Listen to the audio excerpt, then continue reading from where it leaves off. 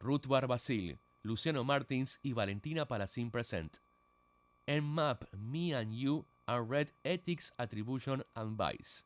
The last frontier between the physical, military and the cyber operation has been dissolved.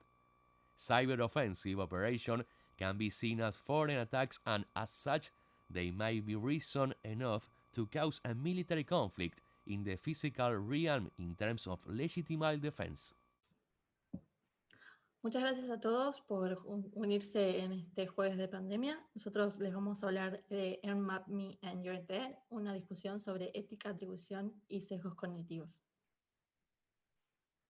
En primer lugar, vamos a ver unas definiciones de conceptos que vamos a estar usando durante toda la presentación.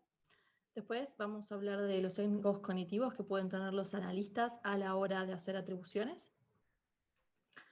Vamos a hacer un recorrido por los casos históricos donde las ciberoperaciones traspasaron de alguna forma al mundo real.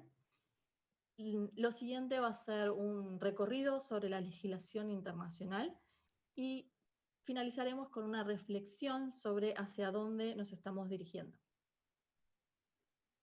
Yo soy Valentina Palacín, analista de ciberinteligencia y algo así como una threat hunter.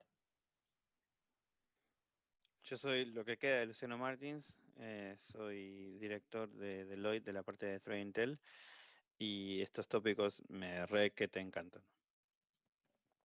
Yo soy Ruth Barbasil, yo soy manager en el departamento de Threat Intelligence en Deloitte y trabajo con Luciano y también trabajé bastante con Valen haciendo cosas de threat hunting. Ahora vamos a empezar a hablar sobre algunos de los conceptos claves que necesitamos entender para poder entender sobre cuáles son las bases que nos vamos a explicar las cosas fundamentales de éticas, atribución y sesgos. Primero, cuando hablamos sobre conflictos en relaciones internacionales, lo que se habla en cuanto a atribución es el acto de responsabilizar de un ataque a una entidad y descubrir cuál es su identidad en el mundo real. Para hacer esto se trabaja sobre dos planos, el plano técnico y el plano estratégico. Sobre el plano técnico se manejan lo que son las evidencias del ataque en sí, lo que podría ser conocido, digamos, como evidencia forense digital, que si bien suena como que es un dato duro, la realidad es que sabemos que hay muchas opciones y muchas posibilidades para manipular esa información y además también tenemos que entender que hay muchas actividades de contrainteligencia y muchas operaciones de falsa bandera, por lo cual basarnos únicamente en lo que es el plano técnico sería insuficiente. Por eso es que se complementa con lo que es la investigación en el plano estratégico. En este plano estratégico lo que se hace es manejar más lo que son los aspectos humanos, entender cuáles son los recursos necesarios para poder realizar ese ataque y poder entender si realmente puede haber algún Estado o nación detrás influenciando o soportando este tipo de actividades. Porque en realidad lo que quieren saber los Estados o nación no es quién es el que ejecutó el ataque en sí, sino quién es el responsable de lo mismo. Por lo tanto, en estos contextos, lo que es la atribución se vuelve en realidad un juicio político basado en información técnica y estratégica. No es un juicio binario, sino que tiene escalas para medir su calidad. También vamos a hablar mucho de lo que son los sesgos. Los sesgos pueden ser vistos como una alteración en el modo que procesamos la información y las señales del mundo real. Se puede ver como si fuese un lente que está delante de nosotros que atraviesa todo lo que nosotros vemos. Estos sesgos son inconscientes y muchas veces no los podemos evitar, pero sí podemos intentar corregirlos.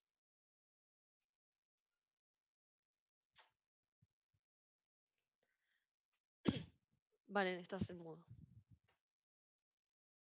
Perdón. Hay tres conceptos que a veces se usan como sinónimos, pero que en derecho no necesariamente son intercambiables. El primero tenemos el concepto de ataque, que representaría cualquier acto de violencia contra un adversario, ya sea ofensivo o defensivo. Un ataque al mismo tiempo puede ser un acto de guerra o no. Entendemos por acto de guerra cualquier acto violento que asimismo es instrumental y político y que tiene como consecuencia la pérdida de vida o la destrucción o el daño de propiedad física. Además, tenemos el concepto de hostilidades, que no se debe confundir con estos otros dos, donde nos hacemos referencia a cualquier acto que tiene efectos negativos sobre la capacidad o las operaciones militares del adversario. Los siguientes conceptos que vamos a comentar son el uso de la fuerza, en contraste con lo que sería un ataque armado.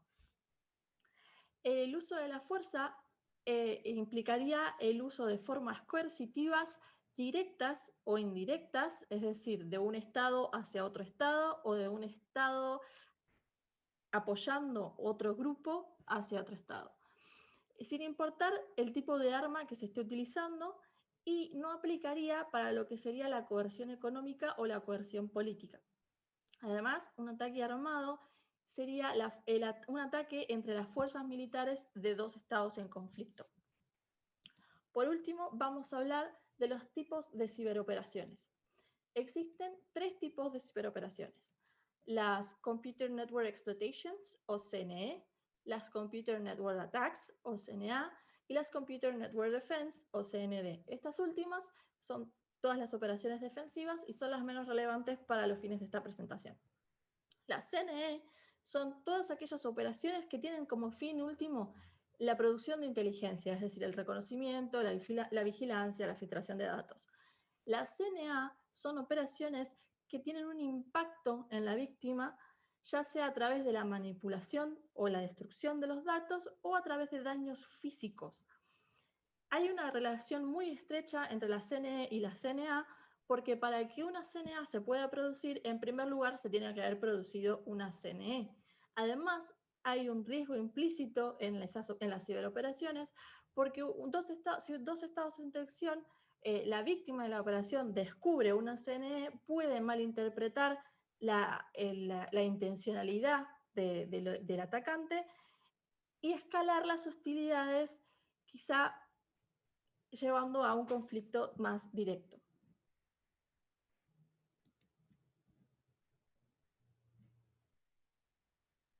Lu está silenciado. Perdón. Si hablamos de ataques cinéticos, ¿sí? Que es un nombre súper recontra remil raro, pero bueno, ¿qué sería si vamos a definirlo? Bueno, ataques cinéticos se refiere a una clase de ataque que pueden causar daños físicos, directos o indirectos, lesiones o muertes únicamente mediante la explotación de un proceso o de sistema vulnerable. Más o menos podríamos decir que los ciberataques reemplazan a los ataques cinéticos cuando no existe esa capacidad. Por ahora, en medio que el espionaje es más fácil a través del uso de ciberataques, mientras que el daño es más fácil a través de los ataques cinéticos.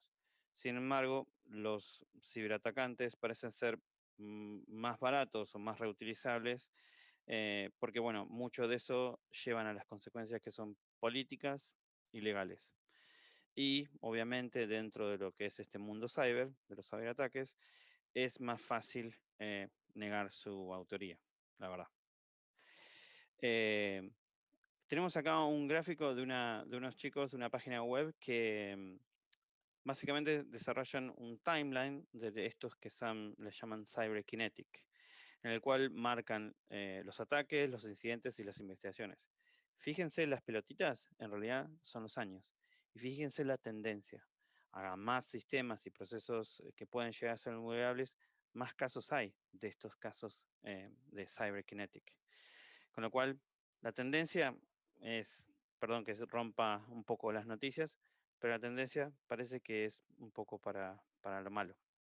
Pero bueno, continuamos.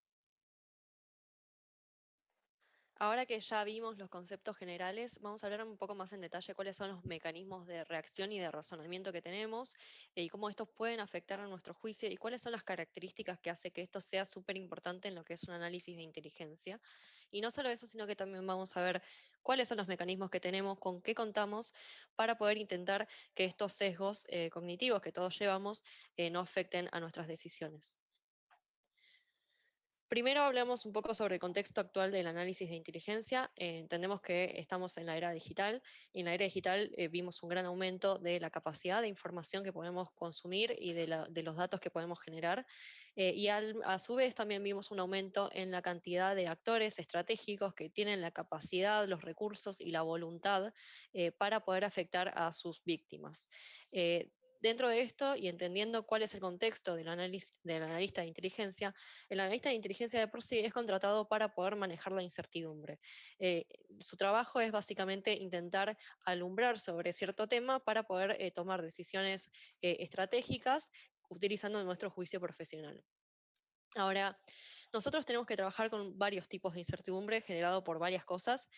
Por un lado está la información con la que nosotros no contamos o no podemos obtener, ya sea porque nos niegan esa información, porque es información secreta, o porque nuestros esfuerzos son insuficientes para poder recolectarla.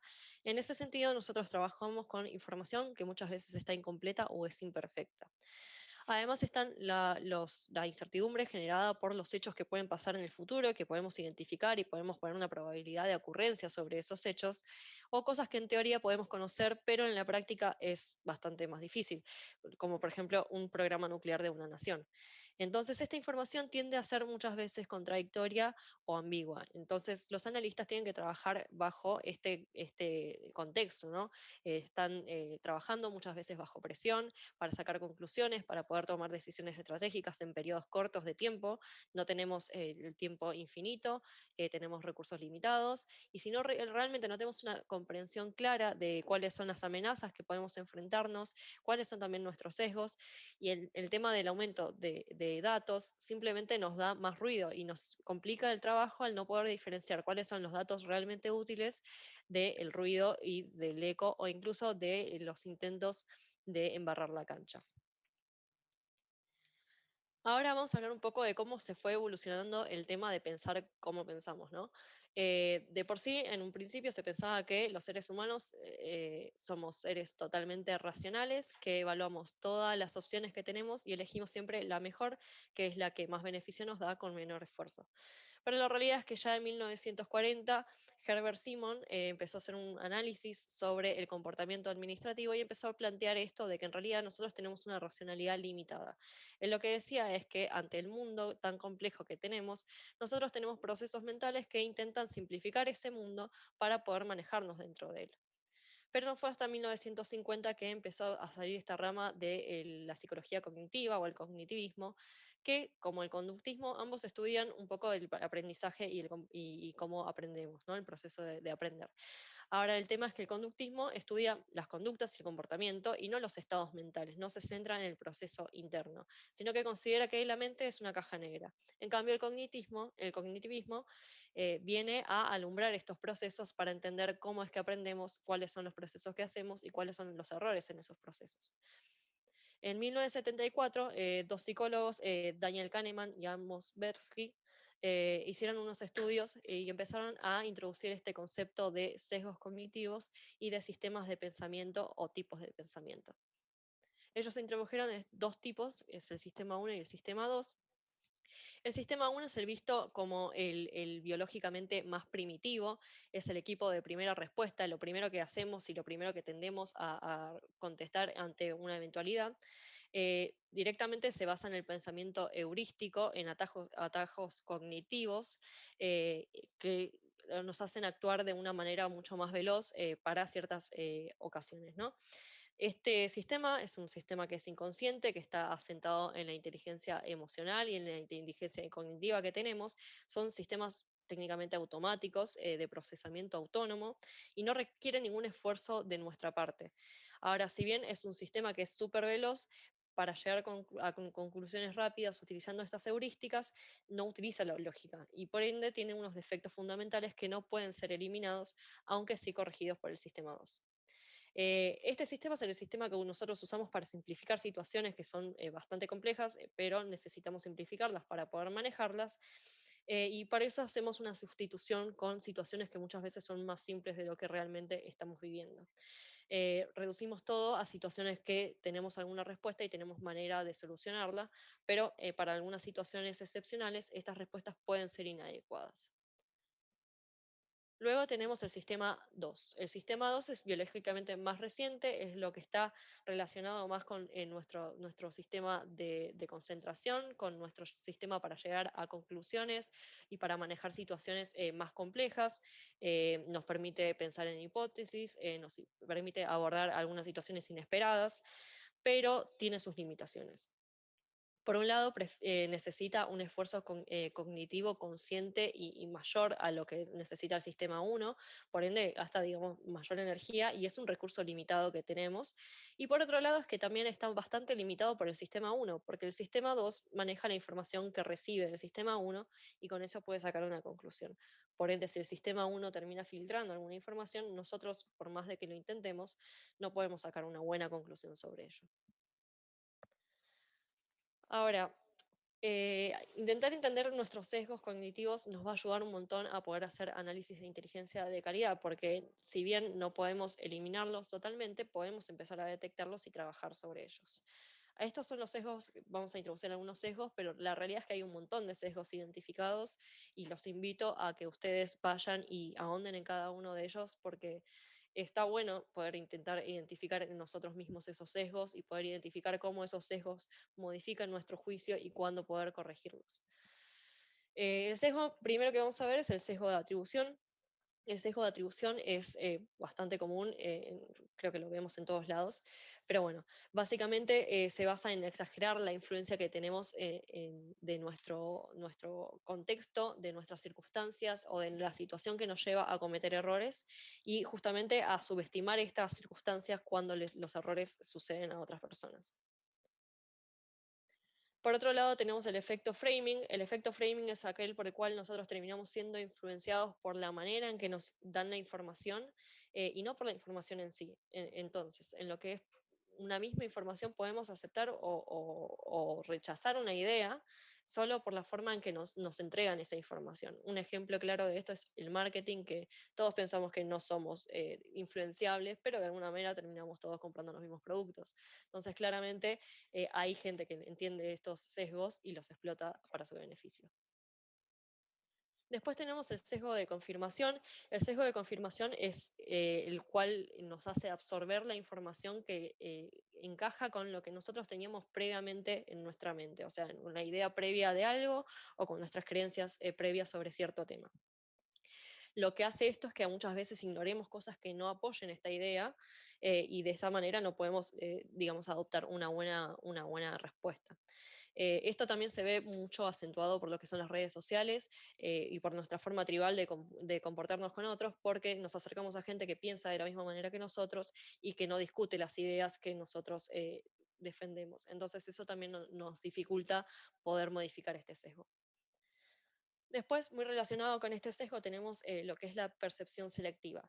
La percepción selectiva es muy interesante porque lo que hace es que nuestra atención se guíe a las cosas que refuerzan nuestras ideas o nuestras expectativas sobre algo e ignorar las que no. Esto es muy importante porque si bien se parece a lo de confirmación, la realidad es que es algo que termina filtrando la información para el sistema 2. Entonces, la percepción selectiva hace que no podamos arreglar otros sesgos que podemos tener. Luego tenemos el sesgo de supervivencia, por el cual nos terminamos concentrando en los hechos que pasan cierta selección, cierto proceso de selección, e ignoramos los que no pasaron este proceso de selección. Y eso hace que muchas veces haya información muy importante y muy útil que estamos directamente olvidándonos. Eh, un ejemplo bastante claro de esto es, por ejemplo, ya se habrán cansado de escuchar de millonarios que se hicieron millonarios dejando su trabajo o dejando la universidad y dedicándose 100% en su garage a hacer algo. Y la realidad es que hay un montón seguramente de casos que no fueron exitosos y que no nos comunican porque no es noticia. Entonces, si nosotros nos guiamos por este tipo de información y no estamos considerando la gente que no pasó ese proceso de selección, que seguramente nos pueda dar información súper útil de por qué no se pasó ese proceso, podríamos estar tomando decisiones equivocadas.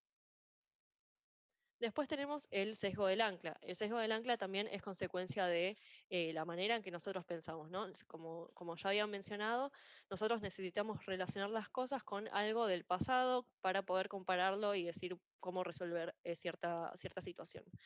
Entonces, con lo que es el análisis de inteligencia y también teniendo en cuenta, de nuevo, el sesgo de confirmación, cuando empezamos a hacer una hipótesis sobre algo, la primera hipótesis que hacemos probablemente se convierta en un ancla. Y eso lo vamos a usar para comparar otras situaciones, o incluso muchas veces vamos a ignorar los hechos que no encajen con esta hipótesis ancla, y los vamos a empezar a ignorar los hechos que no encajan con esta hipótesis, y no estamos tomando los hechos de por sí por su propio mérito. Después tenemos el sesgo de representatividad, que básicamente es que nuestro juicio está influenciado por lo que es más fácil para nosotros imaginar, ¿no? Por los casos más conocidos, también se conoce como la heurística de la disponibilidad. Básicamente hace que nosotros busquemos explicaciones lógicas que sean de alguna manera den credibilidad a la imagen que estamos generando, y esto hace que muchas veces, quizás, si bien es plausible algo, hace que no empecemos a pensar explicaciones alternativas para la misma situación, y que directamente estemos ignorando hipótesis que puedan encajar y que realmente sean reales de la situación, porque estamos pensando que se explica de por sí la situación en sí, por casos de representatividad, de nuevo, ¿no? Los casos más conocidos de cierta situación. Después, por último, tenemos el efecto Dunning-Kruger o Dunning-Kruger, la verdad no conozco muy bien cómo se dice, se los debo, lo buscamos en Google después. Básicamente, mediante este sesgo hace que los expertos empiezan a desconfiar de su criterio, y gente que es ignorante de cierto tema confía en su criterio con demasiada confianza. Em, Básicamente esto se explica porque cuando alguien no conoce sobre cierto tema, de nuevo, nosotros siempre intentamos simplificar las situaciones, y a veces en esa simplificación, como no sabemos lo que no sabemos, creemos que sabemos un montón. Lo cual, cuando alguien es profesional de cierto tema, empieza a interiorizarse en cada uno de esos temas y se da cuenta de todo lo que no sabe, ¿no? Entonces sabe lo que no sabe, y por ende empieza a desconfiar de su criterio en ese tema. Ahora, esto significa que nosotros no podemos escapar de estos sesgos.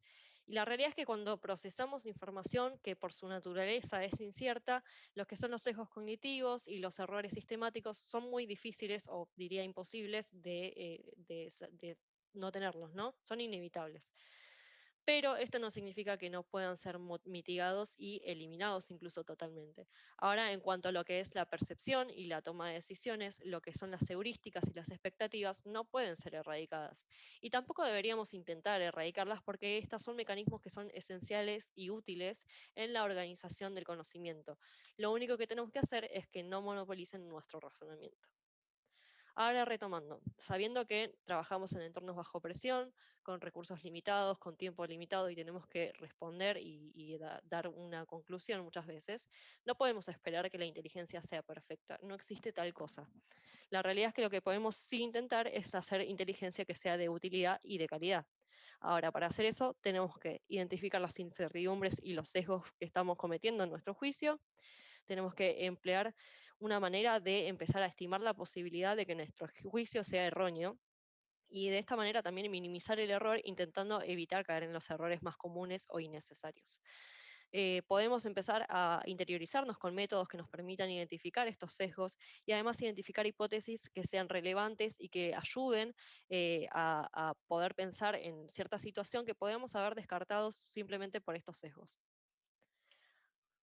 Ahora, durante muchos años se trabajó en entender estos sesgos cognitivos, en entender cómo modifican nuestra forma de procesar la información, y también se trabajó en técnicas para poder intentar favorecer a un análisis de mejor calidad que no caigan en estas cosas. Las técnicas más populares fueron las técnicas de análisis estructurado, y los hay de tres tipos: las técnicas de diagnóstico, las inconformistas y las de pensamiento imaginativo. Las técnicas de diagnóstico básicamente buscan mejorar el proceso en el cual formamos nuestro juicio. De esa manera, lo que hace es exponer nuestra mentalidad y los procesos automáticos, y intentar prevenir las respuestas automáticas que solemos tener, que pueden estar prevaleciendo sobre la solidez analítica. Para esto se hace, por ejemplo, la verificación de supuestos clave o la verificación de la calidad de la información.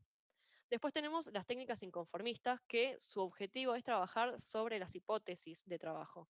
La idea es desafiar y forzar la justificación lógica y consciente de las conclusiones a las cuales estamos llegando. Una técnica súper conocida de esto es hacer del abogado del diablo. Y la última es la técnica de pensamiento imaginativo, que el objetivo ya es otro, es diseñar e impulsar nuestra capacidad creativa y nuestra capacidad imaginativa, con la idea de considerar nuevas perspectivas y nuevas ideas, y no estar, digamos, limitados por nuestro conocimiento de lo que es normal, los límites convencionales de nuestra imaginación, y poder ir un poquito más allá. Una técnica también súper conocida de esta es el brainstorming. Ahora, estas técnicas de por sí no son garantía de nada, no son garantía de un análisis perfecto, de nuevo, no son garantía de éxito, no estamos buscando ser perfectos, sino que son un instrumento para minimizar el fracaso. Cuando el mundo se vuelve súper complejo y las amenazas cada vez son más avanzadas y cada vez hay también más, digamos, operaciones de contrainteligencia que pueden estar intentando complicar las cosas, poseer las capacidades cognitivas lo más afinadas posible se convierte en algo súper fundamental. Ahora les voy a hablar un toque de algunos casos históricos. Sé que parece aburrido, pero bueno, tenemos que hacerlo porque hay cosas que son realmente muy interesantes. Y hay una que quiero que le presten un toquecito extra de atención, por favor. Pero bueno, vamos a hablar de un par. Vamos a hablar en realidad, no son un par, son 8. Pero los voy a hacer no aburridos, no se preocupen. Vamos a empezar de nuevo en un span de los últimos años. Como vieron en las bolitas, ¿se acuerdan las bolitas blancas? Hace mucho tiempo que hay un montón de estos tipos de casos, pero vamos a focalizarnos en alguno de estos, ¿sí? Que me parece que es bueno reflexionar. Empezamos con el primero. Este es un ataque que pasó en el 2008, ¿sí? El ataque del oleoducto de BTC. Como dije anteriormente, hay unos casos que son más simples, otros más complicados, otros que se saben menos, se sabe más, pero bueno, quería empezar con este porque, bueno, yo los considero como uno de los casos que son un poquito más complicados, ¿sí? ¿Por qué digo eso? Bueno, la cuestión es que el 5 de agosto del 2008 explotó una parte del gasoducto de BTC, ahí más o menos por Turquía. En ese momento, medio que el país no estaba pasando por las mejores épocas. Había muchas tensiones económicas, tensiones políticas. Pero bueno, ¿pero por qué le digo que es complejo? Y la verdad es que durante los primeros meses, o diría hasta el primer año, se le atribuyó a un ciberataque, porque bueno, había una de las grandes potencias de la región que podría llegar a tener algún tipo de interés. Después empezaron a abrirse un poco más las fuentes, hubo hasta investigaciones, terminó un artículo de Bloomberg, en otras noticias. Pero bueno, la cuestión decían que habían entrado por la red de monitoreo de Wi-Fi. Pero después en la auditoría dijeron que la parte de monitoreo de Wi-Fi, que básicamente eran cámaras, no estaba en ese momento, se pusieron después. Después dijeron, no, los controlaron las máquinas de control del gasoducto, donde esas que controlan las válvulas de presión, que parecen que son bastante importantes. Entonces los afectaron por Wi-Fi y cambiaron las informaciones. Pero después en la teoría medio que dijeron que el lugar ese está bastante aislado y no deberían entrar ninguna señal de Wi-Fi. So, no tenemos tampoco ese ángulo. Como ven, esto pasó hace como 12 años y todavía hay un montón de piezas que no se saben. En un momento le echan la culpa quizás a insurgentes kurdos, otras a un país de la región. La verdad es que nunca se pudo determinar bien qué es lo que pasó. Y eso es un tema, ¿no? Pero bueno, si hablamos de este tópico, claramente tenemos que hablar de Stannex, aunque en la presentación no dice Stannex. Pero bueno, en el 2010 más o menos, si hablamos de Stannex, de la planta, el ataque de la planta de enriquecimiento de uranio de Irán. ¿Qué podemos decir de Stannex que no se dijo, no se desdijo, no se volvió a decir y todo lo demás? Digamos que, para simplificar, la idea era retrasar el programa nuclear iraní. Pero bueno, para entenderlo mejor, tenemos que hablar del diseño de centrales nucleares. Pero no podemos profundizar porque no es nuestro negocio el hecho de construcción de plantas nucleares. Nuestro negocio básicamente es hacer amigos. La cosa es que, bueno, después de una gran operación que se le atribuye a los 5 países, se pudo insertar supuestamente un worm que cambió la configuración de las centrifugadoras de uranio. El diseño original era el que se le llamaba el IR-1, se llamaba IR-1, que originalmente fue desarrollado en Europa en los años 60. Después supuestamente fue probado por A.Q. Khan, un traficante de secretos nucleares, diríamos no tan buena persona, que dicen que lo entregó a Irán en los 80, y quizás a otro país en la misma época.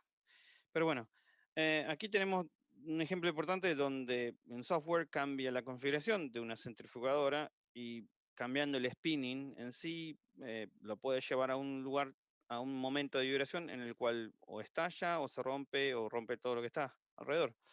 Lo raro de esto, o no tan raro, es cómo se usa cada una de las piezas de información, que varios de los puntos que se usaron para saber cómo era la configuración correcta, cuántas había en serie y todo lo demás, lo sacaron de las fotos que publicaron la empresa, la agencia de noticias de ese país durante cuando se inauguró el lugar, lo cual es requete loco, que bueno, eso se utilizó para después utilizar y romperlo básicamente.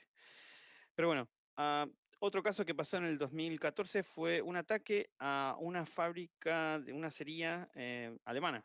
Causó daños masivos, ¿sí?, en los equipos.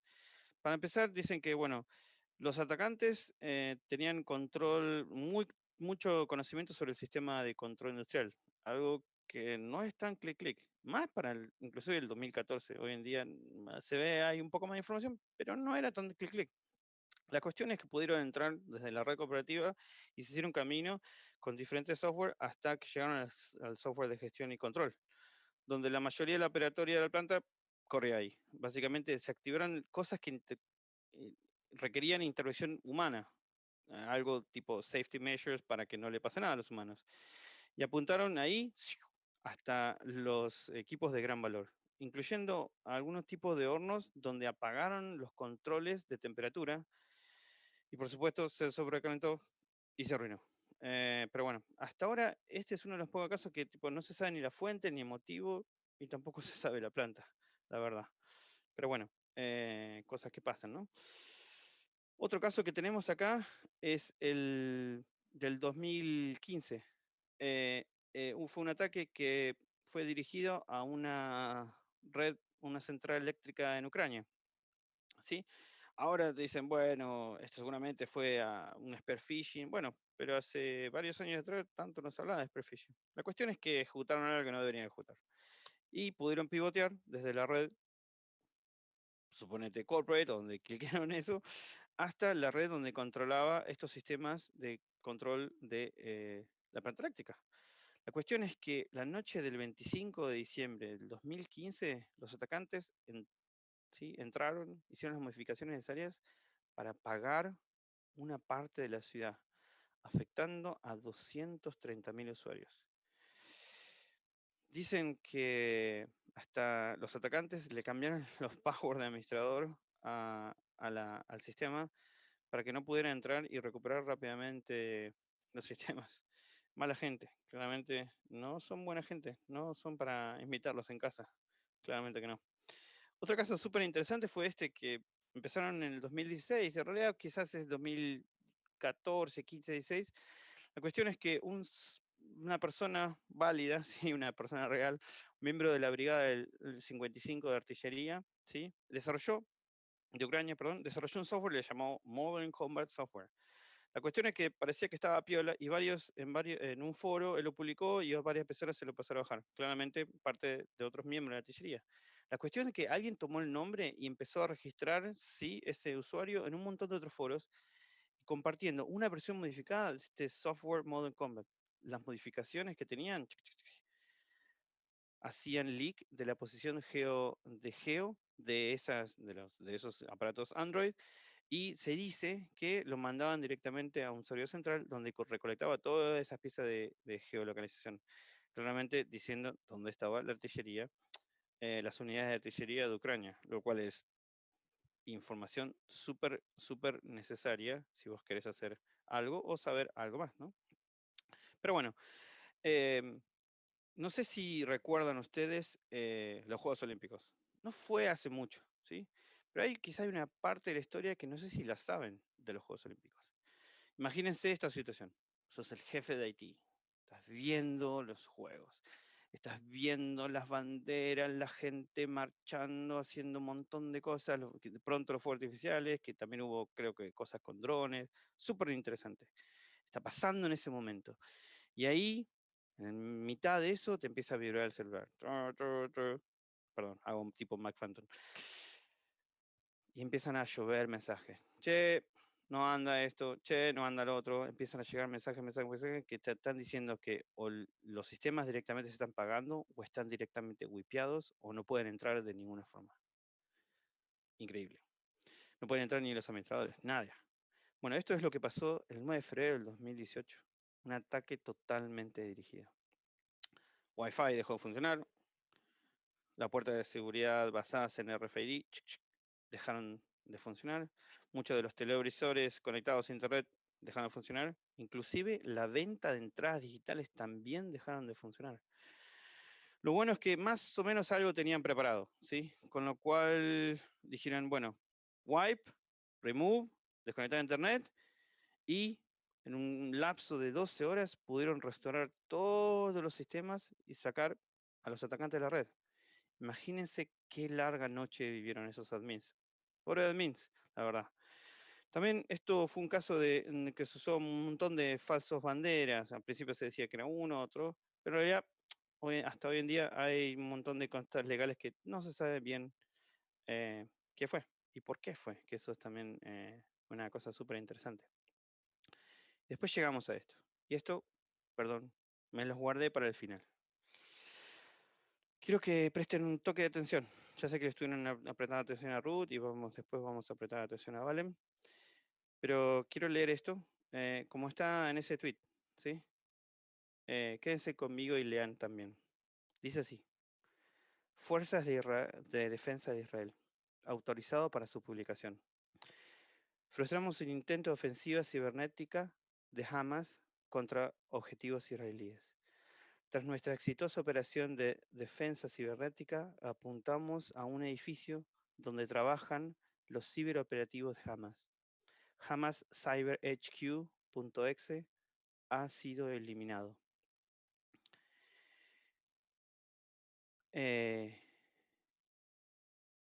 Cuando nosotros decimos Hamas HQ ha sido eliminado, básicamente, y dicen apuntamos a un edificio, básicamente no están diciendo estamos apuntando a un ping, a un exploit, a un massive denial of service. Estamos diciendo que apuntamos a un edificio y lo destruyeron. ¿Cómo llegamos a esto? ¿Cómo llegamos a esto? ¿Es esto el futuro? ¿Cómo vamos a intentar legalizar esto? Quizá Valen nos va a poder ayudar un toque con esto, a entenderlo un poco más. La verdad, a veces se escapa de mí. Pero bueno. Había un ítem más. No me olvidé. Lo quería también dejar para el final porque quizás nos ayude a conectar. Irán, en el medio del 2019, tiró un dron abajo. Uno de los más grandes de Estados Unidos. En términos de una represalia contra los Estados Unidos. Pero también eso nos ayuda a que tendríamos que quizá inclusive legalizar ese tipo de represalias, ¿no? Eso espero que Valen nos ayude a entender.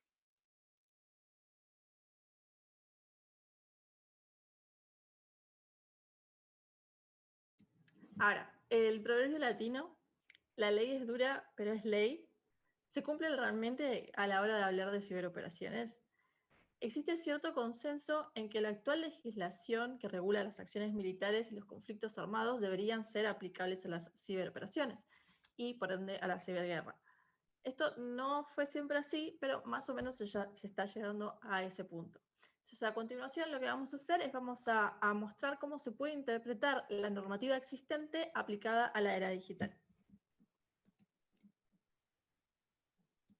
Existen tres marcos normativos aplicables, los tres grandes marcos normativos aplicables. El primero es el derecho humanitario internacional, que tiene su inicio en los convenios de Ginebra firmados en 1949 tras la Segunda Guerra Mundial, que tienen como objetivo proteger a las víctimas de los convenios armados. Estos convenios fueron firmados por todos los estados y además son aplicables internacionalmente. Los convenios de Ginebra constan de 4 convenios y 3 protocolos adicionales, en los cuales se detalla la normativa para aliviar y proteger heridos, enfermos, náufragos, prisioneros y población civil. Además, se regula los tipos de emblemas distintivos que deben utilizar los participantes en el conflicto. En cuanto a los organismos internacionales, probablemente el marco normativo de mayor peso es la Carta de Naciones Unidas, la cual fue firmada el 26 de junio de 1945 en los Estados Unidos. Y fue firmada por casi todos los estados existentes, menos el Estado del Vaticano, el cual tiene la figura de observador permanente. Por último, tenemos las legislaciones estatales y las interpretaciones propias de cada país de la normativa. Tan solo Estados Unidos y Francia han dado muestras de intentar aclarar cuál es su postura respecto a la legislación internacional y lo que serían las ciberoperaciones. Existen 4 fuentes de las que bebe el derecho internacional. La primera es la costumbre no escrita, especialmente importante en los países anglosajones. Después tenemos los tratados entre países, que pueden ser entre 2 países o entre un conjunto de países, que por lo general y en muchas ocasiones son redactados con una intencional ambigüedad y que dan lugar a multitud de interpretaciones.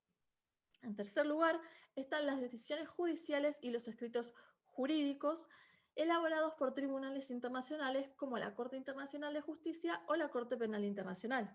Finalmente, contamos con los principios generales del derecho, que son las características axiomáticas propias de la doctrina en la que se basan los creadores de jurisprudencia para integrar derechos o para interpretar normas judiciales de aplicación dudosa. Tradicionalmente se distinguían 4 divisiones militares: tierra, mar, aire y espacio. Con el desarrollo de las tecnologías de la información y en base a la doctrina militar estadounidense, la información y por ende el ciberespacio se considera la 5ª dimensión. Esta 5ª dimensión muchas veces se la refiere como una zona gris, donde las normativas rigen y al mismo tiempo no rigen. Esto se debe a la característica particular que tiene esta dimensión. En primer lugar, es la única de todas las dimensiones que está hecha por el hombre en su totalidad. Además, se encuentra en constante cambio y su propiedad y también su uso es mayormente civil.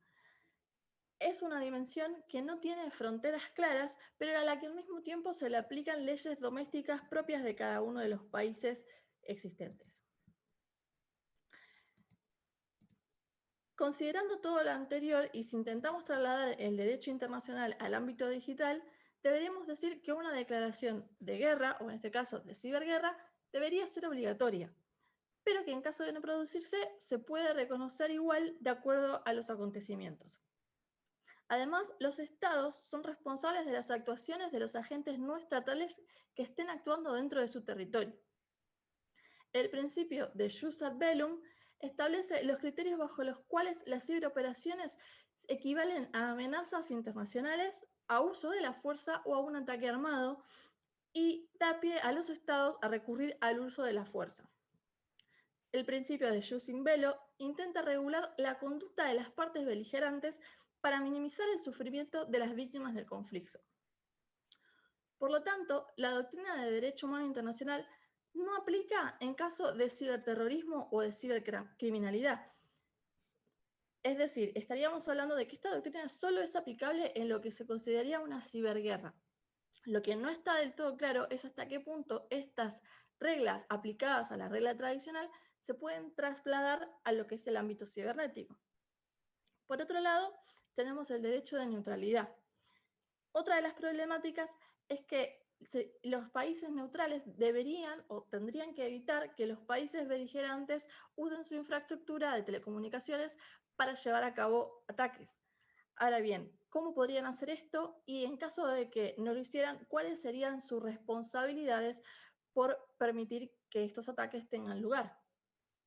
Además, el derecho humanitario internacional reconoce el derecho a la legítima defensa, pero establece que este derecho a la legítima defensa solo es posible cuando se produce un ataque enemigo o cuando este ataque es inminente. Es decir, quedarían fuera de esta figura los ataques preventivos.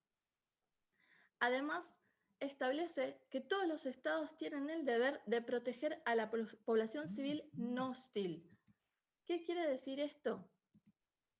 Esto quiere decir que las ciberoperaciones requieren personal altamente especializado y que todo lo que son las Fuerzas Armadas del Estado o los grupos que trabajen para el Estado se consideran combatientes. Ahora bien, contratistas y personal civil que trabaje o no trabaje para el Estado, pero que participe en la perpetración de hostilidades contra las fuerzas militares de otro Estado, perderían su derecho a ser protegidos y no serían considerados daño colateral.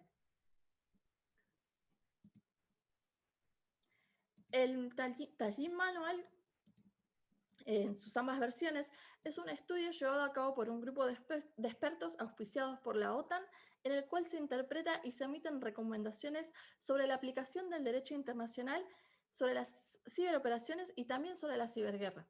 Si bien este manual es fundamental para entender las posibles aplicaciones del marco legislativo en el ciberespacio, es únicamente una recomendación de expertos y no es vinculante para los estados.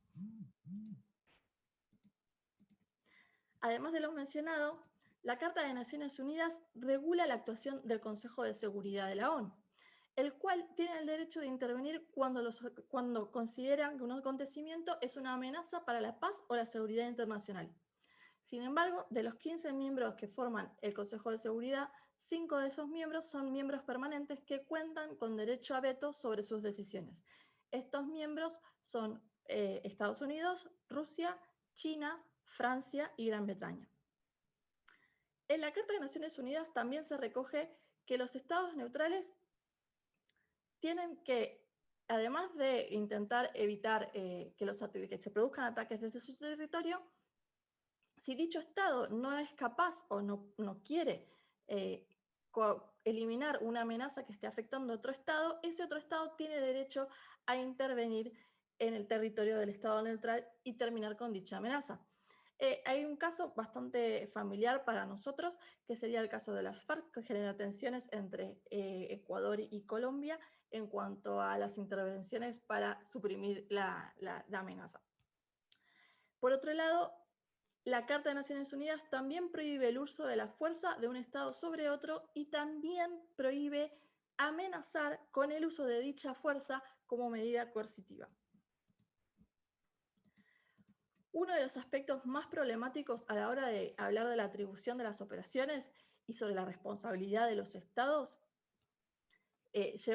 sobre la responsabilidad de los Estados sobre operaciones llevadas a cabo por agentes no estatales es la doctrina del control estatal. Ante esta doctrina hay dos posturas. Por un lado, la doctrina del control efectivo y por otro, la doctrina del control general. La doctrina del control efectivo implica que los actores tienen que actuar bajo dependencia estatal, que además esta dependencia debe ser probada más allá de toda duda, lo que hace que la satisfacción de esta probatoria sea casi imposible. Igual que es un problema para los países menos avanzados tecnológicamente asegurarse dicha prueba, al mismo tiempo esta doctrina los protege en los casos donde los ataques se originan desde sus territorios. Por otro lado, la doctrina de control general implica que un Estado es responsable de la actuación de los agentes no estatales siempre que sea parte de la coordinación, la organización o el soporte con una carga de prueba mayor a la duda razonable, pero no absoluta. Esta doctrina es un tanto más compatible con las limitaciones técnicas y estratégicas que tiene la atribución actualmente.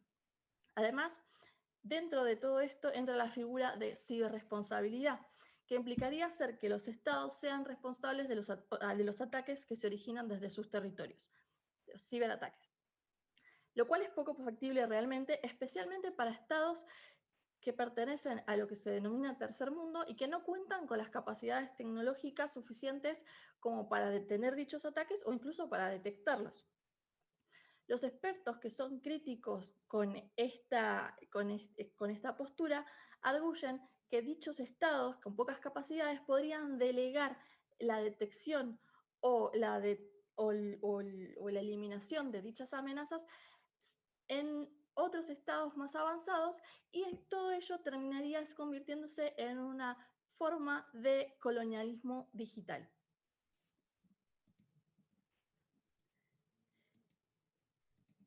Hasta ahora, tan solo 2 países han hecho algún movimiento para intentar esclarecer su postura respecto a las ciberoperaciones. Por un lado, Estados Unidos en 2018 con un borrador sobre su estrategia nuclear, pero que no fue aprobado, detallaba posibles respuestas a ciberataques destructivos sobre su infraestructura crítica, ya fuera, por ejemplo, la red eléctrica o la red de comunicaciones. Y por otro lado, Francia ha sido el único que realmente ha emitido un documento donde clarifica su postura respecto a la aplicación del derecho internacional sobre las ciberoperaciones y por ende la ciberguerra. En ella, Francia distingue en su accionar en función de si el ataque tiene lugar durante tiempos de paz o durante tiempos de guerra. En tiempos de paz, Francia se reserva el derecho a responder ante cualquier ataque a su soberanía y afirma que un ciberataque que provoque daños significativos equivaldría a una agresión armada. Además, en dicho documento, califica la atribución de un ataque llevado a cabo por otro Estado como un acto concerniente al ámbito político. En tiempos de conflicto, especifica que las ciberoperaciones quedan bajo la normativa del derecho humano internacional y que cualquier respuesta a las mismas debe llevarse a cabo de manera proporcional y con precaución, es decir, intentando evitar al máximo la afección de población civil. Entonces, en resumen, la legislación existente es aplicable, pero no es suficiente, y hacen falta nuevos marcos normativos que clarifiquen las lagunas existentes en la legislación actual para las ciberoperaciones. En la práctica, existe poca voluntad estatal por clarificar estas lagunas, y además la atribución de un ataque estatal es problemática dada la multitud de herramientas, el camuflaje de dicha actividad, la posible ocultación del origen de la misma y la capacidad de negar la autoría que tienen cada uno de los estados. Entonces, en última instancia, la atribución de un ataque termina siendo en sí misma un acto político. ¿Hacia dónde vamos? El objetivo de esta presentación no era darles todas las respuestas, sino invitarlos a reflexionar. Si consideramos que un acto de guerra es cualquier acto que sea violento, que sea instrumental, que tenga un fin político y que además cause daños, ya sea de pérdida de vida, de destrucción o de incapacitación de estructuras físicas, y por lo que hemos visto en un futuro no tan lejano, los ciberataques pueden cumplir con todos estos requisitos, ¿cuáles son las preguntas que nos surgen? Nosotros elegimos estas 5 para esta presentación, pero ustedes pueden plantear muchas más y de hecho los invitamos a que lo hagan y que si quieren ahora en la parte de preguntas los compartan. Pero piensen, ¿puede la atribución de un ciberataque desencadenar un conflicto bélico? ¿Puede usarse la atribución con los ataques de falsa bandera para desestabilizar o para provocar conflicto entre estados rivales? En un escenario de ciberguerra, ¿cuáles son los efectos que podría tener el desequilibrio tecnológico entre países? ¿Qué implicaciones podría tener para los profesionales de ciberseguridad ser considerados parte de las hostilidades sin quizás saberlo? Y, finalmente, ¿podrían darse ciberataques constitutivos de actos de guerra que no puedan ser atribuidos? Sin más, hasta acá llega nuestra presentación. Esperamos que les haya gustado, que los haya dejado lleno de dudas y cualquier cosa tienen ahí nuestras redes sociales para seguirnos o nos pueden preguntar ahora a través de la plataforma. Muchas gracias. Muchas gracias.